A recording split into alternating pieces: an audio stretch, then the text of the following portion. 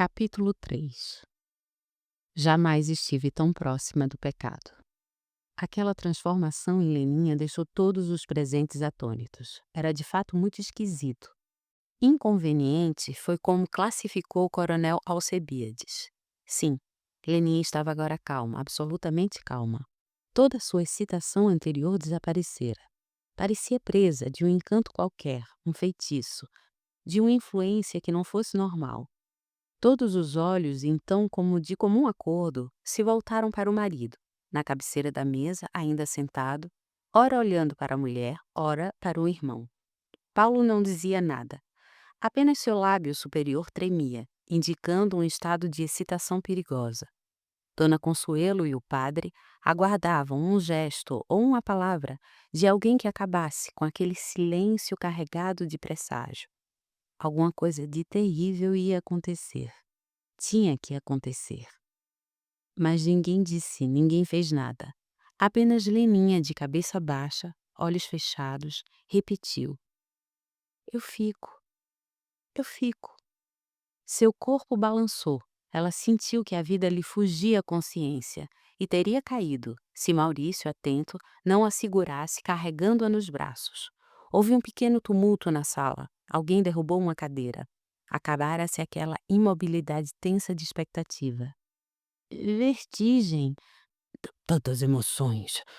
Não foi nada. Água de colônia nas faces é bom. Estes eram os comentários que apareciam em todos os lábios. 2 fatos foram muito notados. Um, que Paulo permaneceu sentado, apenas assistindo. Outro, que Maurício, em vez de levar Leninha para algum lugar, de deitá-la no divã, por exemplo, não arredou pé e insistiu em tê-la nos braços. Nana foi correndo na cozinha buscar vinagre. Só aí é que se ouviu a voz de Paulo, uma voz que o ódio transformava. Deixe a minha mulher. Tinha se levantado, aproximava-se, sem todavia apressar o passo e mancando. Dona Consuelo pressentiu o choque, barrou-lhe a passagem com o próprio corpo. Foi primeiro enérgica, depois suplicante, mas ele berrou. Saia da frente, mamãe. Paulo, o que é isso, Paulo? E se unia a ele, abraçava-se, era arrastada. Olha o que eu estou dizendo, mamãe. Saia já. Disse. O padre e o coronel intervieram. O padre condenou aquilo, alteou a voz. Ora, meu Deus. Irmãos brigando.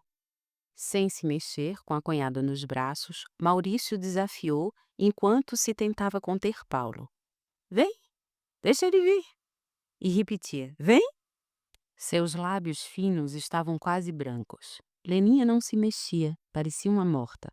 Maurício sentia o calor daquele corpo nos braços, no peito, sobretudo no peito. Achou que Leninha era leve. Leve, seu corpo mais parecia de menina. Aliás, era essa a ideia que fazia dela desde o primeiro momento. Uma menina, um corpo que nem parecia definitivamente formado. Ele percebia tudo isso, mas de uma forma obscura e perturbadora.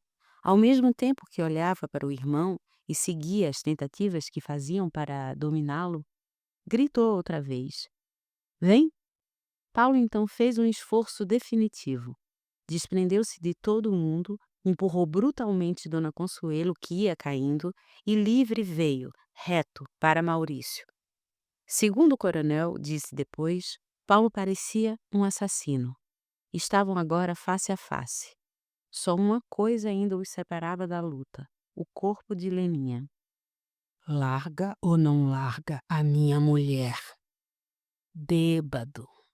Foi uma coisa tão inesperada que o próprio Paulo tonteou. O tom ou a palavra em si mesma foi um golpe físico, uma chicotada em plena face. Bêbado, tornou Maurício. O extraordinário, todo mundo notou isso, é que o insulto teve o poder mágico de acalmar Paulo. Ele se virou para Dona Consuelo, o padre, o coronel, e disse com ar de extremo cansaço: Podem ficar sossegados. Eu não faço mais nada. Incrivelmente sereno e passivo, foi mancando para a outra sala. Nunca seu aspecto pareceu tão miserável, nunca seu defeito físico fora tão sensível. Sentou-se e queixou-se ao coronel, que se aproximou. Ele não tinha nada que pedir para ela ficar. Ele é o cunhado e eu sou o marido. Parecia realmente bêbado. É um covarde, pensava o coronel. Só Dona Consuelo e o padre, os dois geralmente tinham a mesma sagacidade. Sentiram medo, uma secreta angústia, um inconfessado pressentimento de que a crise viria mais tarde e com uma violência mais apaixonada e sombria. Esses dois podem inclusive se matar. Não deixou de pensar o padre Clemente, lembrando-se de Caim e Abel. Deus os proteja. Concluiu resolvendo fazer mais tarde uma prece para a reconciliação daquelas almas. Não se sabe quanto tempo Maurício ficaria assim, no mesmo lugar, carregando Leninha, se Dona Consuelo não tivesse sugerido. Põe ali, Maurício, no sofá. Maurício atravessou a sala com suas passadas largas. Colocou Leninha com extremo cuidado no mesmo sofá onde ela repousara horas antes. Julgou ter ouvido a voz da moça sussurrando. Obrigada. Teria ouvido mesmo? Duvidou. Ela parecia estar desmaiada. Sua palidez era tão grande e apresentava um sinal de fraqueza, de esgotamento, que era a transpiração na testa, ou pelo menos ele julgava que isso fosse um sinal típico. Dona Consuelo, Nana, ainda perturbada com a cena anterior, davam vinagre para a Leninha cheirar. Faziam isso maquinalmente. No fundo, o que as preocupava ainda era o que tinha havido entre os dois irmãos, e sobretudo o que ia haver no futuro. Ambas pensavam por palavras diferentes a mesma coisa. Isso não fica assim. Nana notou. Abriu os olhos, Dona Consuelo. Leninha abrira de fato os olhos, para os fechar de novo. Em toda a sua vida de mulher, nunca experimentou o sentimento que enchia agora a sua alma. Abriu os olhos outra vez, disse baixo, como se lhe faltasse mais voz. Eu quero subir. Paulo vai com você, Leninha. Paulo? Paulo? Não! Despertou daquele adormecimento. Hoje, não. Eu vou sozinha. Nana ofereceu-se. Eu levo, Dona Consuelo, deixa que eu levo. Dona Consuelo afastou-se, tendo que se conter. Sua vontade ao ouvir Paulo não foi explodir, gritar com aquela nora, até bater. Mas controlou-se. Já tinha acontecido tanta coisa naquela noite que ela achou melhor não usar sua energia. Ela me paga. Foi o que prometeu a si mesma numa ameaça em que pôs toda a força de seu rancor. Deu uma volta na sala para se acalmar e, quando voltou para junto de Leninha, não mais viu Maurício. Nana ajudava Leninha a levantar-se. Dona Consuelo sentiu-se aliviada, como se a ausência de Maurício implicasse no desaparecimento do perigo. Paulo, na outra sala, não olhava para nada, mas parecia sofrer de uma maneira aguda. Leninha e Nana dirigiam-se para a escada e o coronel apanhava seu guarda-chuva e se despedia. Eu passo aqui outro dia. Foi o que disse ao sair. Dona Consuelo então pôde conversar com o padre Clemente. Trouxe-o para a varanda, com medo que Paulo pudesse ouvi-los. Padre, Maurício tem que sair daqui, já, já. Amanhã mesmo. A senhora acha? Acho. Repetiu. Acho. O senhor viu. Um dia eles se matam, padre Clemente, não se iluda. Já não se gostavam. E essa mulher, Oh, por que diz isso? Essa mulher. respondeu o padre com doçura. O termo não é bonito. Dona Consuelo dominou-se e emendou. Minha nora. Veio complicar mais a situação. Agora eles têm um pretexto para brigas. Hoje Paulo não se atracou com Maurício, não sei por quê. Ele não é covarde. Quando fica com raiva não enxerga mais nada na frente, mas hoje... Interessante. Só sei que Maurício tem que sair, deixar a fazenda. Já com a outra, a primeira foi a mesma coisa. Eu não sei, eu sei. Paulo cismava que Maurício e Guida, sem razão, o senhor sabe. O rosto do padre tornou-se grave, quase duro. Dona Consuelo esperou que ele dissesse qualquer coisa, que sabia, enfim, que testemunhasse a fidelidade de Guida. Mas o padre era de uma honestidade cerrada, incapaz de afirmar ou confirmar nada que tivesse suscitado no seu espírito a mínima dúvida. E no caso de Maurício e Guida, ele tivera uma série de impressões ou de intuições que procurava em vão esquecer ou destruir. Dona Consuelo, com uma atenção nervosa progressiva, via a situação bem má. Agora, com esta, vai ser a mesma coisa, ou talvez pior. Talvez não. O certo é que Maurício é bonito demais. Eu bem avisei a Leninha. Avisou? O quê? Quis saber o padre. Que não olhasse para Maurício. Um homem assim, padre. Não há mulher que resista. Duvido. Também não é assim. Que é isso? Se fosse, estava tudo acabado. Pois então está acabado, padre. Afirmou Dona Consuelo com uma convicção terrível. Eu sou mulher, eu sei como são essas coisas. A mim ninguém me engana. Nenhuma mulher resiste a Maurício. Nenhuma, nenhuma, nenhuma. Foi a palavra que ficou no pensamento do padre, como se uma voz interior a repetisse, 1, 2, 3, 10, 20, 50 vezes. Ele acreditava que muitas mulheres, milhares e milhares, resistiriam a Maurício sim. Mas o que enchia de angústia, de certo modo, era a ênfase com que Dona Consuelo dissera aquilo, a convicção desesperada, a certeza de suas palavras. Talvez ela esteja enlouquecendo, pensou em desespero de causa. Leninha não desmaiara. A única coisa que teve foi uma tonteira. Daí o ter perdido o equilíbrio, obrigando Maurício a carregá-la e a ficar com ela nos braços tanto tempo. A tonteira tinha passado logo, mas ainda assim ela continuara de olhos fechados, sem dar sinal de vida. Uma comédia involuntária que ela fez sem sentir, sem querer. A revelia da própria vontade, sem premeditação. Pôde acompanhar toda a cena pelo ouvido, através das palavras e dos ruídos. Mas a atitude de Paulo, o tumulto na sala, as cadeiras derrubadas, tudo isso quase nada alterou seus nervos. Carregada por Maurício, ela se concentrava num sentimento intraduzível de felicidade. Nunca, em todo o seu destino de mulher, experimentara um êxtase tão completo, pois era um verdadeiro êxtase. Pensava confusamente. Sou louca, completamente louca, doida varrida. Mas ainda assim se abandonava à beleza daquele momento. Em tudo, porque um homem a carregara nos braços, um homem que ela conhecia há 2 horas.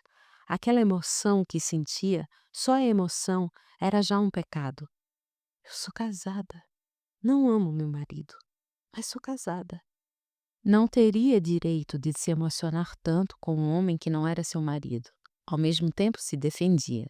Que mulher até hoje conseguiu dominar o próprio pensamento e as próprias emoções? O que a mulher consegue é controlar seus atos, é não fazer, não realizar o pecado. Mas o pensamento é livre, o sonho é incontrolável e a emoção nasce sem a gente querer. Nasce por si mesma, domina nossa alma. E continuava de olhos fechados. Prosseguia na comédia. Já agora voluntária, que aquele instante se prolongasse, que não acabasse nunca, nem hoje, nem amanhã, nunca, meu Deus. Quando Maurício, por fim, a colocou no divã, pôde dizer num sopro, com uma sombra de voz: Obrigada. Mas logo que se desfez o seu contato com Maurício, que ele se afastou, sentiu um abandono, um desamparo, uma solidão horrível. Foi como se um sonho muito bonito se despedaçasse de súbito. E ao mesmo tempo passou a raciocinar melhor. Sentiu-se como um louco que recobra a razão. Pensava com a lucidez implacável. Que sou eu, afinal de contas? Teve medo de não ser uma mulher séria, de ser frágil demais. Como é possível que eu conheça um homem e 1 hora depois esteja assim? Fez ainda outra pergunta a si mesma mais perturbadora. Estarei apaixonada por Maurício ou foi uma questão de momento? Dona Consuelo e Nana faziam-na cheirar vinagre. Que coisa horrível é o vinagre. Abriu os olhos para não cheirar mais aquilo. E aí se lembrou de uma coisa que antes não a preocupava quase. É que não era bonita. Procurou recordar as próprias feições, o nariz, o desenho da boca, o corpo, os olhos. Recordou-se dos comentários de Lídia e de Dona Consuelo, e isso deu-lhe uma irritação profunda. Posso não ser bonita, muitas não são. Mas será que assim como sou, nenhum homem se apaixonaria por mim? Há mulheres bonitas que são tão infelizes? Quem sabe se eu, apesar de não ser, também vou ser feliz? Depois, Nana levou-a. A preta foi perguntando se ela estava melhor, se ainda estava sentindo alguma coisa, mandando Leninha se encostar nela. Tudo isso com um carinho que pouco a pouco ia comovendo a moça. Quando chegaram lá no quarto, Leninha perguntou logo que entraram: Nana, eu sou muito feia, sou? A preta sorriu, olhou como se estivesse julgando, abriu mais o riso e disse: Feia? Que esperança! A senhora é linda. Está querendo me agradar? Sério? Quer que eu jure? Nana, queria fazer outra pergunta, mas tinha medo. Medo do que Nana dissesse. Mas acabou fazendo, embora sentindo uma angústia no coração horrível. Quero que você me diga. Pode me dizer, eu não me incomodo. Quem era mais bonita? Eu ou Guida? Fechou os olhos para não ver a cara que Nana fazia e de olhos fechados ficou esperando uma resposta que custou a vir. Uma resposta que não veio. Ele ouviu bater 23 horas, ouviu bater meia-noite. Viu Dona Consuelo numa cadeira próxima, bem de frente para ele, olhando-o. Pensou: está me velando, parece até que eu morri, e ela está me fazendo o quarto. Levantou-se e veio mancando para junto de Dona Consuelo. A velha senhora não se mexeu, mas foi ela quem começou a falar sem nenhuma emoção na voz. Fria, seca, severa, como habitualmente. Paulo, eu queria lhe dizer uma coisa. De meus filhos, você é quem me pode dar um neto. Maurício não acredito que se case. Não é homem de uma mulher, mas de muitas mulheres. Inclusive da minha. Zombou ele com um humor apavorante. Não brinque. Estou falando sério. A nossa família não deve desaparecer. Crescei e multiplicai-vos, murmurou ele olhando para o teto, e mudou subitamente de tom, curvando-se para dizer: A senhora tem razão, mamãe. Mesmo porque qualquer dia desses eu meto uma bala na cabeça. A vida acabou para mim. Paulo, balbuciou aterrada. E é bom que fique um filho, para que eu não morra de todo. Dona Consuelo viu a transformação que se foi operando no rosto do filho. Teve medo dos olhos dele, e mais ainda quando Paulo começou a rir. Primeiro um riso silencioso que o sacudia todo como uma tosse, e foi crescendo, se expandindo, até se fundir numa gargalhada. Mas o riso foi cortado subitamente, tão subitamente como viera. Tornou-se sério, seus olhos refletiram uma determinação cruel. Puxando a perna, encaminhou-se para a escada e foi subindo os degraus, um por um. Leninha sentiu os passos do marido no corredor. Sentiu que ele ia se aproximando, se aproximando. Passou-se o tempo e Nana não respondeu. Não teve coragem de dizer nada. O sentimento de vergonha que tomou conta de Leninha foi uma coisa intolerável. Oh, meu Deus, pensou. Por que eu perguntei isso? Que eu tinha que saber que sou mais feia ou mais bonita do que Guida? Devia ter visto logo que qualquer comparação era bobagem. Dona Consuelo não diz que Guida foi uma coisa louca? Uma beleza? E eu não tenho beleza nenhuma? Com certeza nem chego aos pés dela. Sentiu um certo ressentimento contra Nana. A preta podia ter mentido o que custava.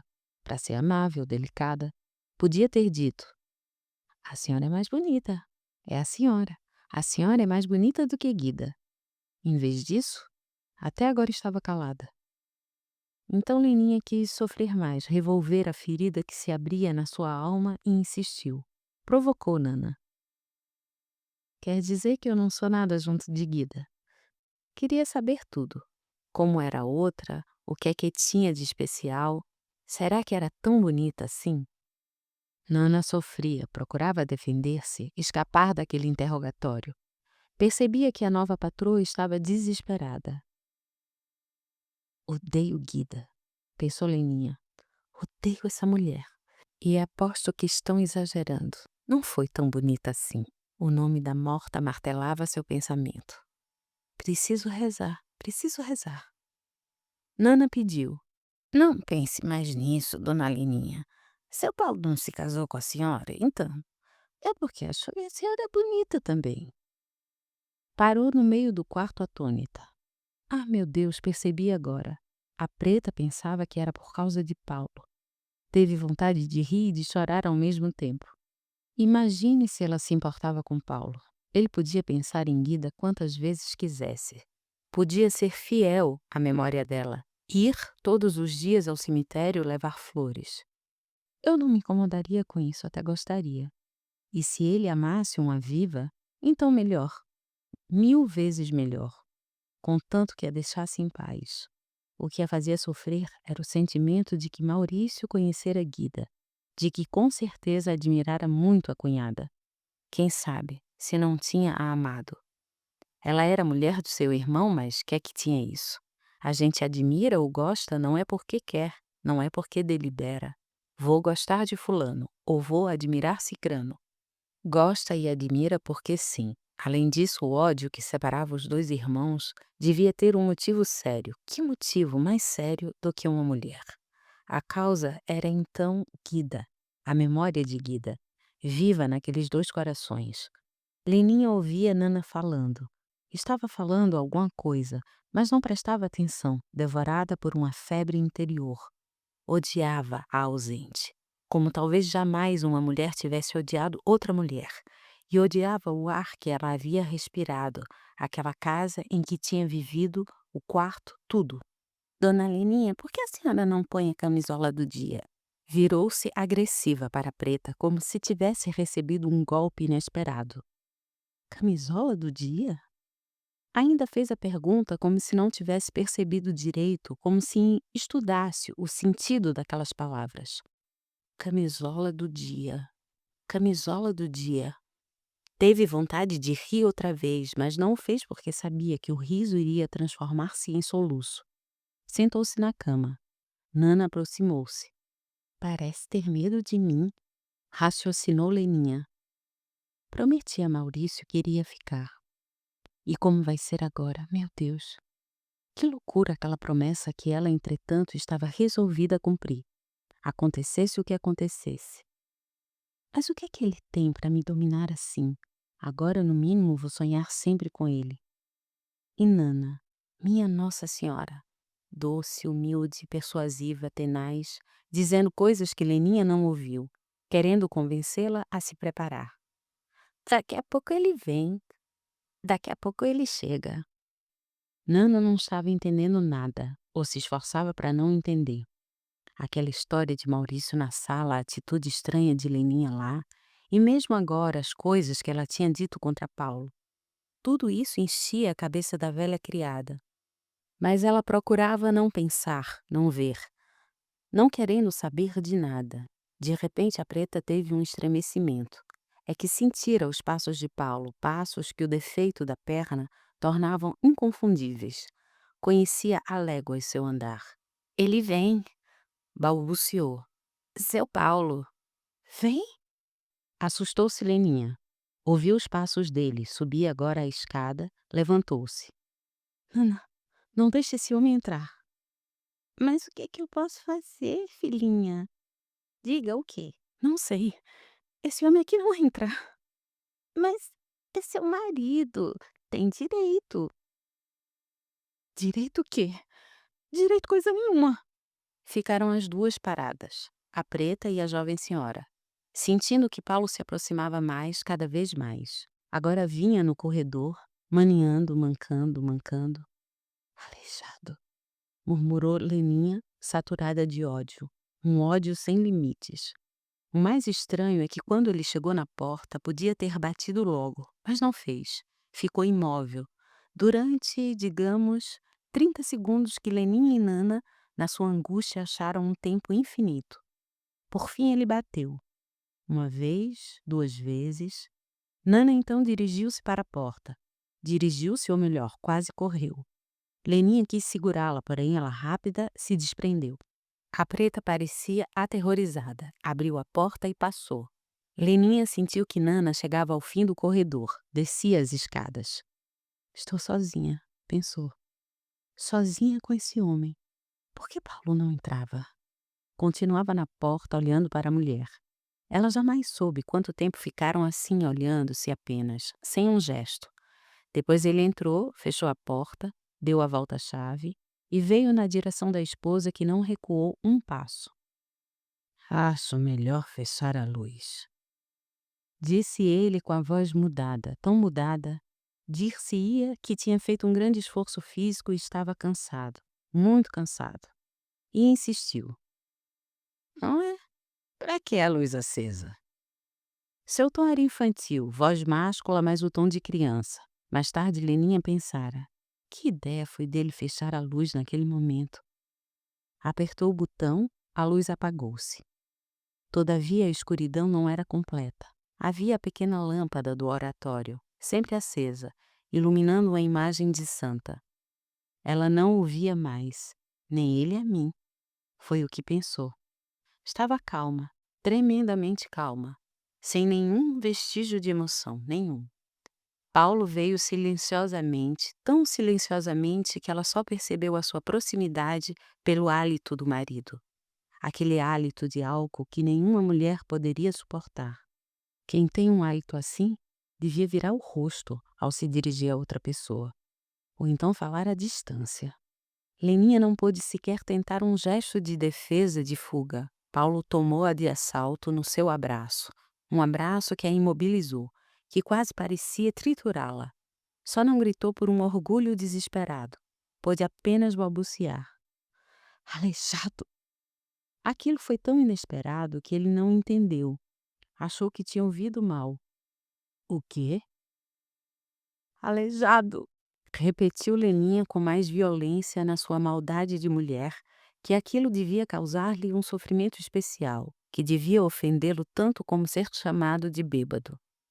Ele percebeu, apertou-a mais, estreitou o braço, desafiou. Me chama agora de aleijado?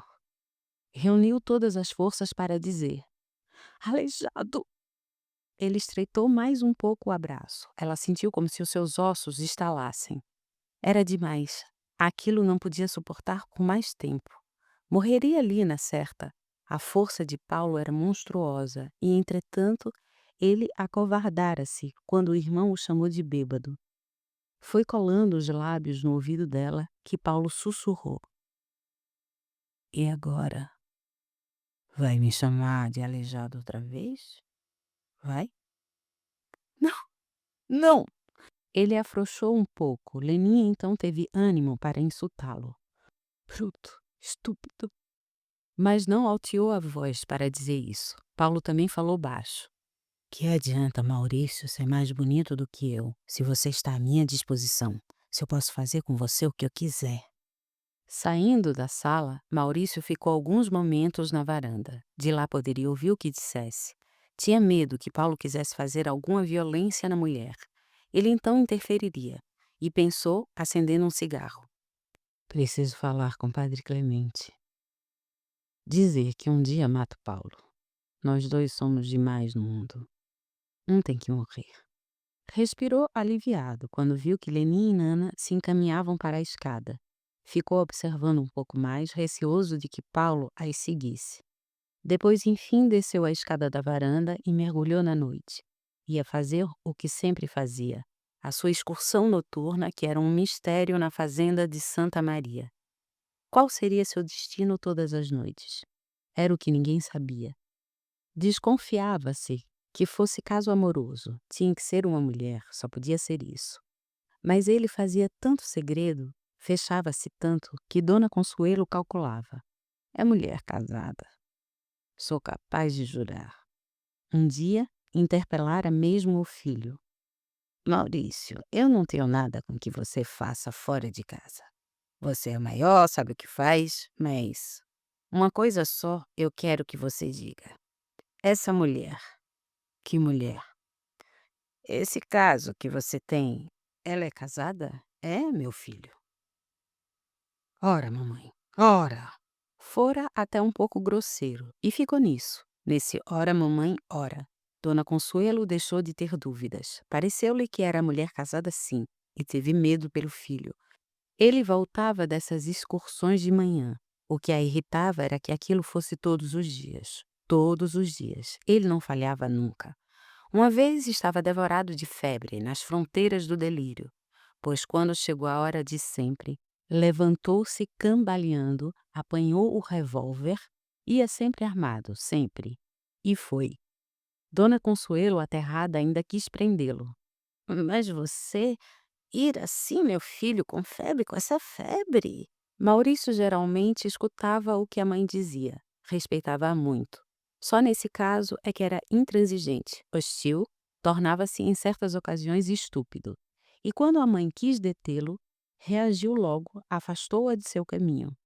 Não se meta, mamãe, não se meta.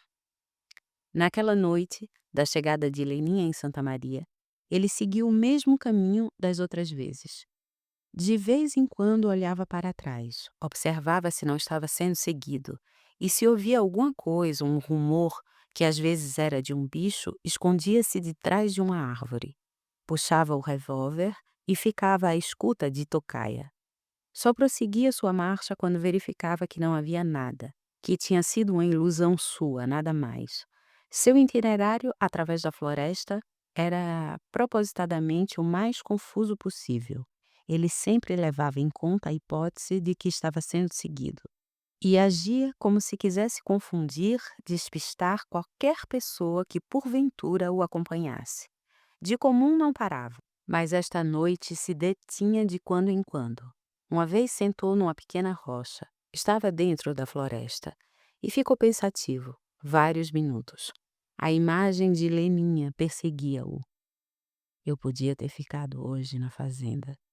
Tinha a impressão de que, naquela noite, podia suceder uma tragédia em Santa Maria, entre Paulo e Leninha. E essa possibilidade que lhe ocorria agora no meio do mato fez-lo parar. Hesitou alguns momentos, quase, esteve por pouco. Voltou atrás, mas ao mesmo tempo lembrou-se da mulher que o esperava. Era realmente uma mulher. E continuou.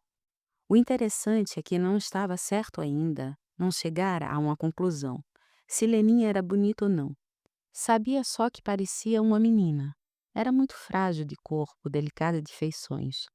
Lembrou-se do instante, e foram muitos instantes, em que a teve nos braços. Estou acostumado a essas coisas, mas não sei. Engraçado. Fiquei impressionado. Era isso o que o surpreendia. Homem bonito. Dona Consuelo não exagerava a seu respeito. Encontrava facilidade demais, sua vida amorosa não oferecia problemas. E de tal maneira que a sua convicção era de que nenhuma mulher lhe resistiria.